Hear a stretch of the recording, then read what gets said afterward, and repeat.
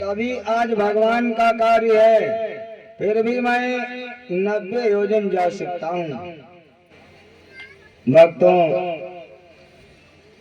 जामवंत जी महाराज की बात को सुनकर युवराज अंगद खड़े हो गए और अंगद जी महाराज कहने लगे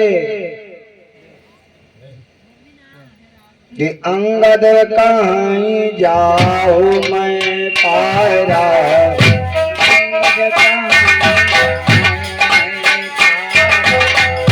अंगद कहीं जाओ मैं पारा, अंगद कहीं जाओ मैं पारा, ये शंकर तक फिरती बारा, ये शंकर तक फिरती।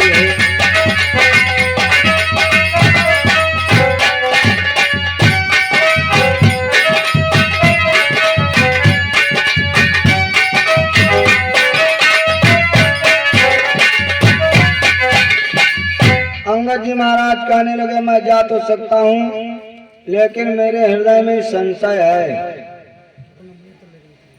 भक्तों, कहा मेरे हृदय में संशय है? अंगद के हृदय में संशय कौन है? रावण के लंका में 100 योजन समुद्र पार करने के लिए अंगद जी महाराज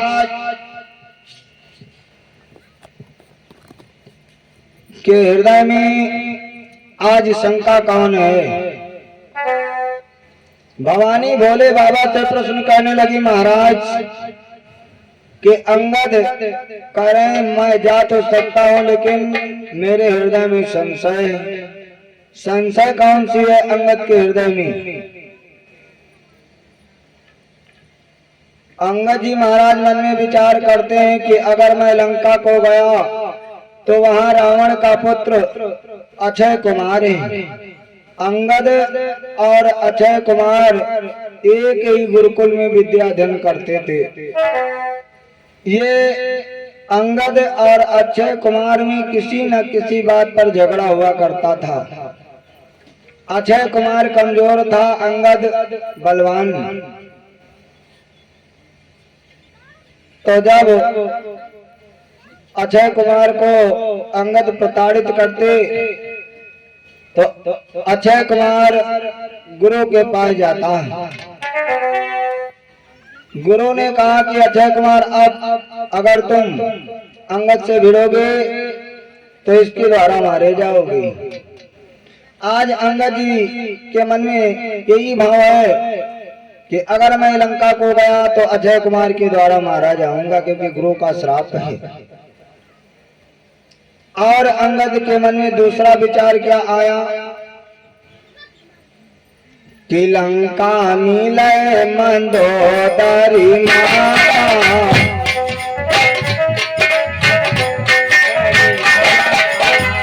लंका मिले मंदोदरी माता, मिले मात तो बिगड़ माता।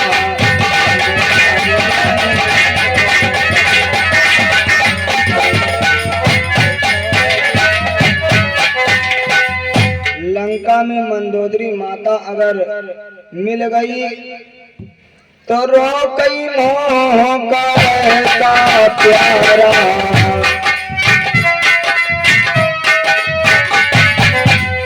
रोकई मोही करे अति प्यारा, ये संशय का तो फिरती ही।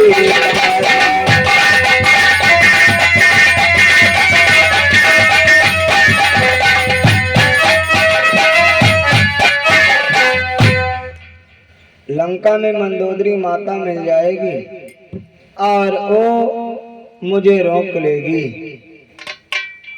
भक्तों, मंदोदरी अंगद की माँ है, क्योंकि ए मंदोदरी, अंगद की माता कैसे है? भक्तों, मैंने बताया था आप लोगों को कि अंगद की मंदोदरी माता कैसे है। भक्तों, आज अंगद के मन में यही भाव है कि अगर मैं लंका को जाऊंगा तो वहां मेरी माता मंदोदरी मुझे प्रेम विवश रोक लेगी। तो मैं जा तो सकता हूं, लेकिन वापस आने में संदेह है। भक्तों, जामवंत मंत्री हैं और हनुमान जी महाराज की तरफ संकेत किया कि पवन तनय बल पवन समाना,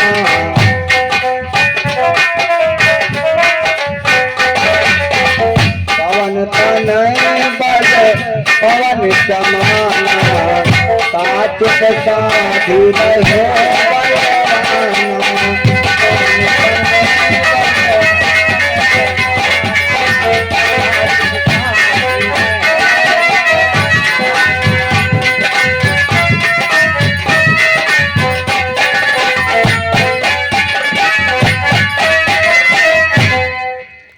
पवन के समान तुम्हारी गति है पवन पुत्र, क्योंकि हनुमान जी महाराज को ज्ञानियों में ज्ञानी नाम अग्रगण्यम, ज्ञानियों में ज्ञानी है हनुमान जी महाराज। लेकिन हनुमान जी महाराज केवल बुद्धि का स्मरण जामवंत जी ने कराया है। भक्तों, सुनते ही पर्वताकार हो गए और भक्तों 100 योजन समुद्र लांघने को तैयार हो गए हनुमान जी महाराज। भक्तों, आज हनुमान जी महाराज 100 योजन समुद्र लांघने के लिए जा रहे हैं। रास्ते में सर्पों की माता सुरसा मिली और सुरसा ने देखा कि कोई वानर जा रहा है और हनुमान जी महाराज को रोक लिया। हनुमान जी ज्ञानियों में ज्ञानी, जैसे सुरसा ने 100 योजन मुख को फैलाया, हनुमान जी बड़ा आकार किया। जैसे 100 योजन मुख को सुरता ने फैलाया और हनुमान जी मछली के समान हो गए और मुख के अंदर गए, वापस लौट आए। सुरता कहने लगी, हनुमान मैं जान गई कि तुम भगवान का काम करोगे, क्योंकि तुम ज्ञानियों में ज्ञानी हो। भक्तों, आज लंका के गेट पर गए, वहां लंकनी मिली और लंकनी को एक घूसा मारा। लंकनी जान गई कि मैं समझ गई हनुमान कि तुम लंका को जलाओगे, अब रावण का विनाश होने वाला है। भक्तों, हनुमान जी सीता का पता लगा रहे हैं, लेकिन रावण ने वहां पर पहरा लगा दिया था। सीता की रखवाली में सभी श्रृंगार से युक्त स्त्रियां सीता का पहरा लगा रही थी। त्रिजटा भी वहीं पर थी। भक्तों, हनुमान जी महाराज विभीषण से मुलाकात हुई, देखा लंका में तो सब निशाचरों का वंश है, निशाचर रहते हैं, लेकिन एक सुंदर आश्रम दिखाई दिया जहाँ पर आश्रम के चारों तरफ राम नाम अंकित है, तुलसी का पेड़ लगा हुआ है। हनुमान जी समझ गए कि कोई राम भक्त यहाँ पर रहता है। भवानी भोले बाबा से प्रश्न कर रही, महाराज वहाँ लंका में विभीषण रहता है, राम नाम की सुंदर चौपाइयां लिखी हैं, तो इसे वृक्ष लगा है, क्या ये रावण को नहीं पता था? रावण को पता था। रावण एक बार गया विभीषण के पास और कहा, तू भाई मेरा है, ये मेरे बैरी का नाम क्यों जाप कर रहा है? विभीषण चालाक है। विभीषण ने कहा, महाराज मैं राम का नाम नहीं ले रहा हूँ। महाराज ये शब्द हमने जो लिखा है कि राशे रावण नाम तुम्हारा,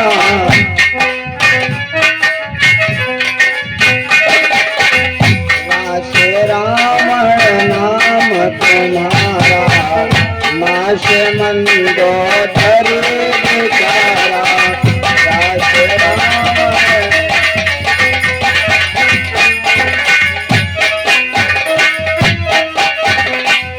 राशे रावण नाम तुम्हारा, माँ से मंदोदरी बेचारा।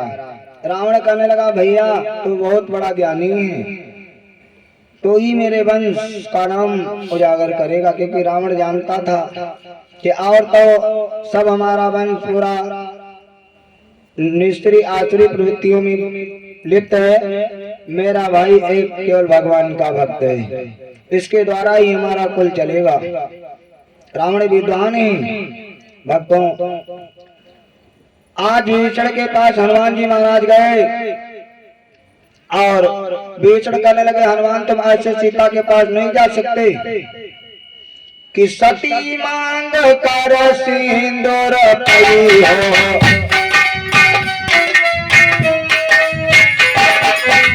सती मांग कर सिंदूर पई हो, तब तुम पाए ही धिंगरी हो।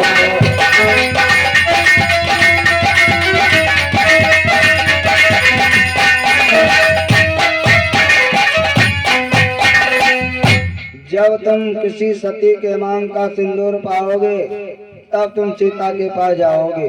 भक्तों, आज विभीषण के द्वारा युक्ति बताई गई, का मांग का सिंदूर मुझे देगा कौन? क्योंकि लंका में यहाँ सती कहाँ है?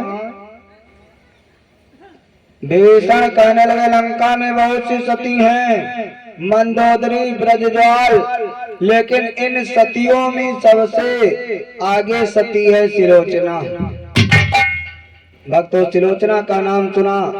हनुमान जी महाराज सिलोचना के पास गए और मांग का सिंदूर मांगा।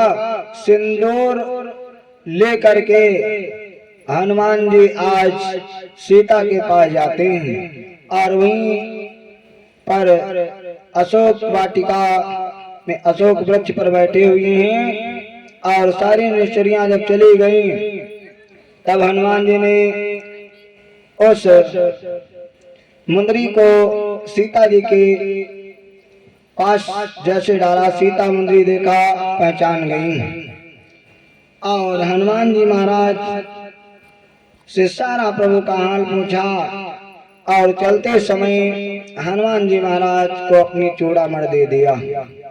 भक्तों, हनुमान जी महाराज उस चूड़ामणि को लाते हैं और इधर भगवान राम को चूड़ामणि दिया।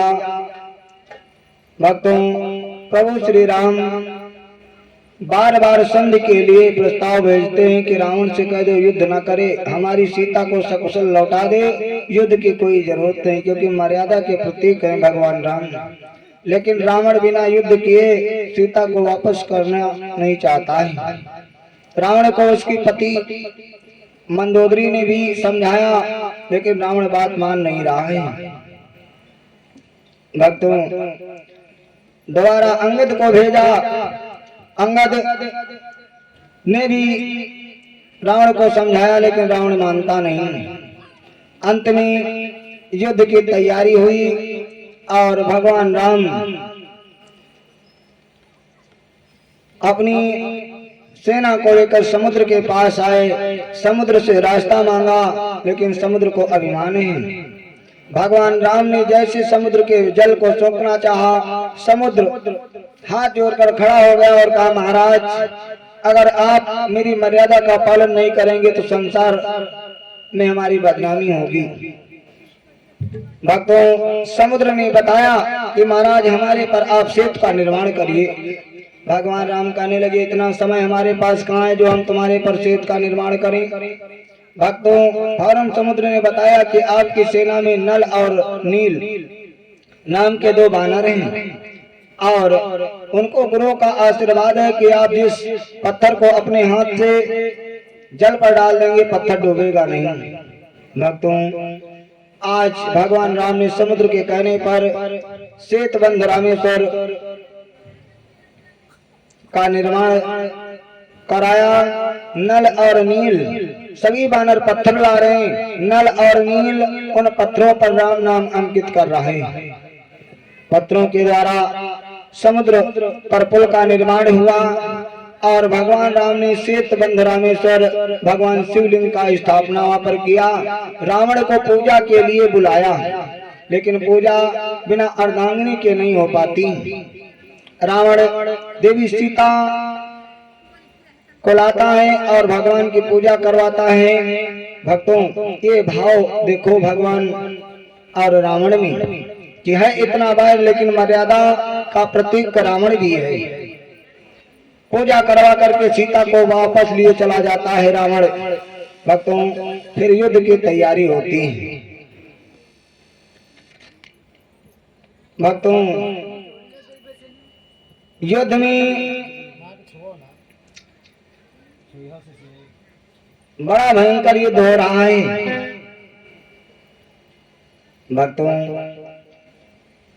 मेघनाथ, कुंभकर्ण, रावण के और भाई लड़के सब युद्ध के लिए तैयार हो रहे हैं। भक्तों, कुंभकर्ण सो रहा है। कहते हैं कि 6 महीने कुंभकर्ण सोता था और 6 महीने जागता था। भक्तों, इधर कुंभकर्ण की निंद्रा जगाई गई। नगाड़े, ढोल ये सब बजाए जा रहे हैं। खाने में भैंसा, महिष, मदिरा ये सब व्यवस्था की गई। कहते हैं कि 6 महीने का भोजन एक दिन में कुंभकर्ण खा जाता था। भक्तों, मांस मदिरा पान करके उसकी बुद्धि भ्रष्ट हो गई और युद्ध करने के लिए चल पड़ा। भक्तों, कुंभकर्ण युद्ध मैदान में आता है और बड़ा भयंकर युद्ध करता है। अंत में भगवान राम ने कुंभकर्ण का संहार किया। भक्तों, उसके बाद रावण ने मेघनाथ को सेनापति बनाया। मेघनाथ जब युद्ध करने के लिए जाता तो उसकी पत्नी सुलोचना, भक्तों, मेघनाथ ने इतना भयंकर युद्ध किया कि लक्ष्मण जी को शक्ति बाण मार दिया। लक्ष्मण जी मूर्छित हो गए। भगवान राम विलाप करने लगे। भक्तों, हरम सुखेण वैद्य बुलाया गया। सुखेण वैद्य ने बताया कि महाराज, लक्ष्मण के प्राण जब जिंदा होंगे, लक्ष्मण जी की मूर्छा जागेगी जब द्रोणागिर पहाड़ से संजीवनी बूटी आए और उनको पिलाई जाए। लेकिन कल सूरज उगने से पहले अगर संजीवनी नहीं मिली तो लक्ष्मण जी जिंदा नहीं होंगे। भक्तों, इधर हनुमान जी महाराज द्रोणागिर पहाड़ पर जाते हैं। हनुमान जी महाराज संजीवनी को नहीं पहचान पाए। मन में विचार किया कि जब दवा नहीं मिल रही तो पूरा मेडिकल ही उठा ले चलो। पूरा पहाड़ उठा लाए और संजीवनी बूटी लक्ष्मण को पिलाई गई। भक्तों, लक्ष्मण की मूर्छा जागी और इधर मेघनाथ युद्ध करने के लिए निकुंभला देवी का हवन कर रहा है। भगवान राम ने लक्ष्मण, सुग्रीव, वानर, हनुमान इत्यादि सभी से कहा कि अगर यज्ञ सफल हो गया तो मेघनाथ मारा नहीं जा सकता है, क्योंकि विभीषण ने बताया महाराज ये मेघनाथ निकुंभला देवी का अगर हवन कर देगा,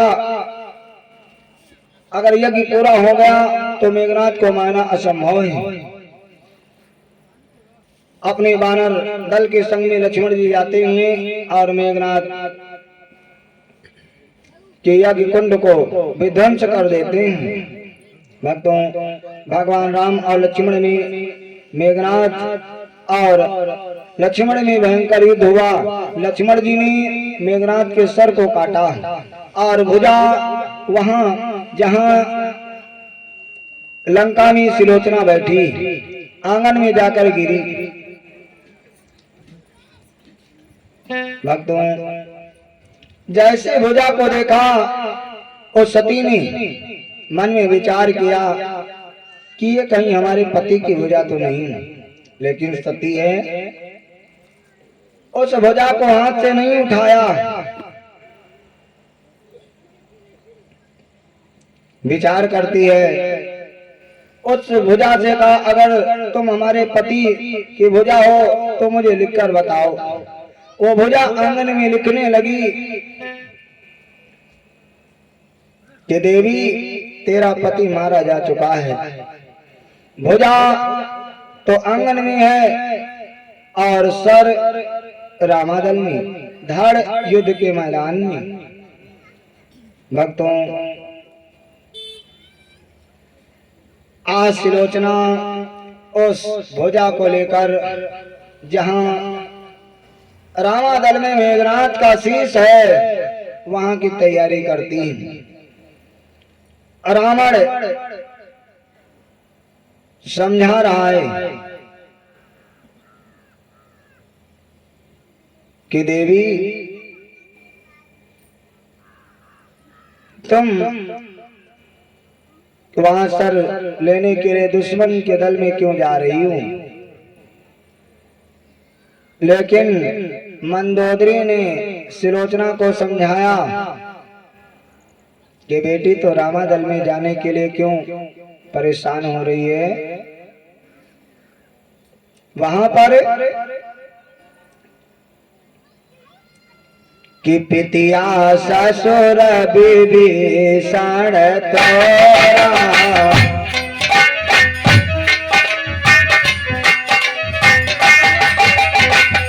पितिया ससुर विभीषण तोरा, काली तनय काला कसम मोरा।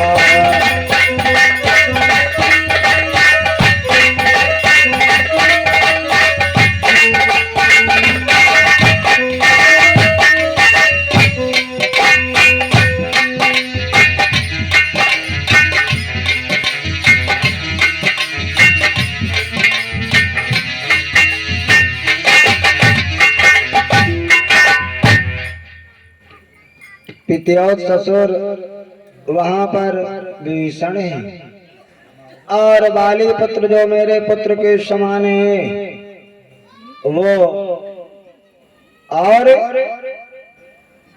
एक नारी व्रत रघुबर तेरा,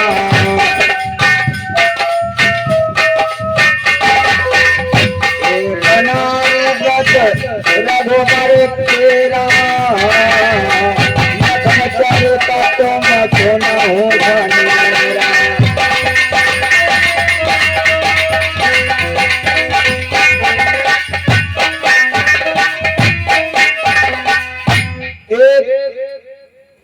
नारी व्रतधारी भगवान राम और लक्ष्मण का तो तुमने चरित्र सुना ही है। रामादल में जाने के लिए तो क्यों परेशान हो रही बेटी? भक्तों, आज और सती सुलोचना अपने पति की भुजा को लेकर के चल पड़ी। कहा? जहां पर रामादल में मेघनाथ का सर है। भक्तों, चली जा रही है। इधर वानरों ने देखा, कहा महाराज गजब हो गया। कहा कोई देखो, रावण सीता को रथ पर बिठाए ले आ रहा है। भगवान राम से वानर कहने लगे, महाराज आपने विभीषण को लंका धीराज बनाया है, अगर रावण सीता को वापस कर देगा तब तो आपका वचन झूठा जाएगा। भगवान राम कहने लगे, सुनो वानरों, मेरी बात झूठी नहीं होगी। अगर रावण आ रहा है देवी सीता को लिए हुए मेरी शरण में, तो मैं शरणागत रक्षक हूँ। मैं रावण को अपने सीने से लगा लूंगा, रावण को लंका का राज दूंगा और मैं विभीषण को अयोध्या का राज दे दूंगा। भक्तों, जैसे हो सती सुलोचना आई, विभीषण जी कहने लगे महाराज कि पुत्र बधो 10 कंधर केरी, पुत्र बधो 10 कंधर केरी, मेघनाद केरी नारी धनेरी, पुत्र बधो 10 कंधर केरी।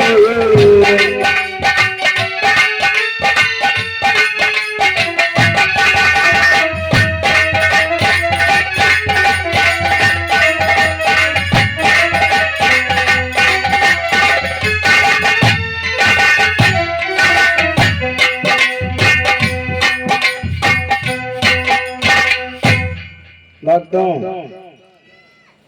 मेघनाथ के पत्नी सुलोचना है और रावण की एक बहू है। विभीषण जी ने प्रभु श्री राम से बताया। भक्तों, भगवान राम के समक्ष वो देवी जाती हैं और प्रभु से बार बार विनती करने लगी, महाराज आप हमारे पति के शीश को दे दीजिए। महाराज मैं इसके साथ में सती हो जाऊंगी।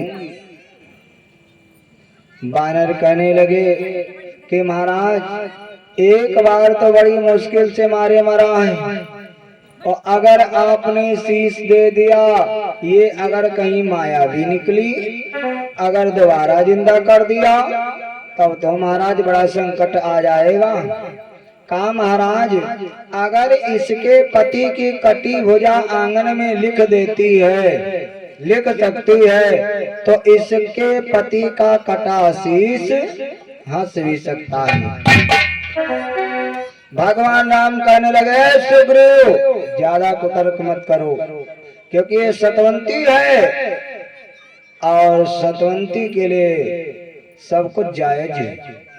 भक्तों, भगवान राम ने कहा देवी ये 4 लाख मानवी सेना तेरा उपवास कर रही है और अपने सतीत्वपन धर्म को दिखा दे। आज और शीश भगवान राम ने सुलोचना को दे दिया और कहा देवी ये 4 लाख मानवी सेना तेरा सतीत्वपन धर्म देखना चाहती है। आज सती सुलोचना अपने पति से कह रही है शीश से कि जरा हंसी दो सजन हमारे, जरा हंसी दो सजन हमारे, ये सुलोचना समझाए, ये सुलोचना समझाए, तेरी एक हंसी तेरे पीछे मेरी, तेरी एक हंसी तेरे पीछे मेरी, लाखों हंसी हो जाए, जरा हंसी दो सजन हमारे।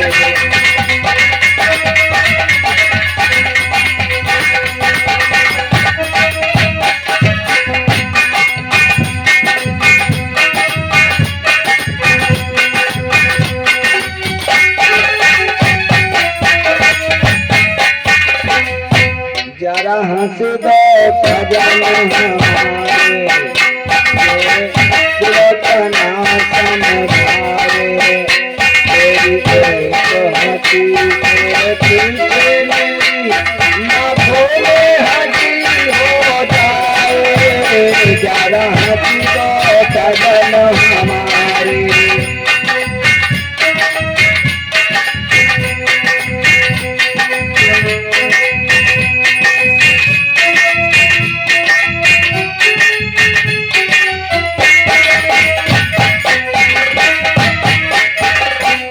जो जन त्यो पिया मारे जई है करना ये सोचे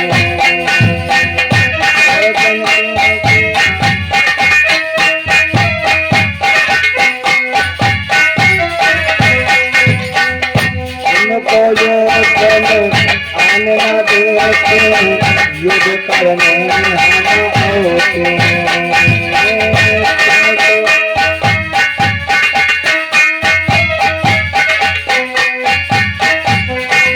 सरहती को चरण हमारे यह तिलोचना समझाए तेरी सरहती देवी मेरी लाखों हंसी हो तारे सरहती को चरण हमारे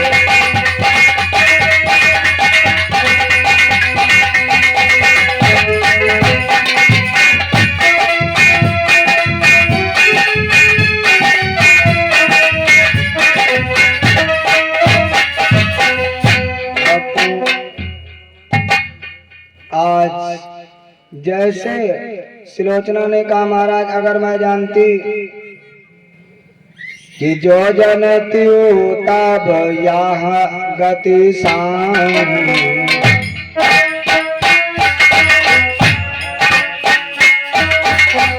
जो जनती तब गति शाम जो जनती तब गति शाम तेरी पाथर के पिताई सामने तेरी पाथर के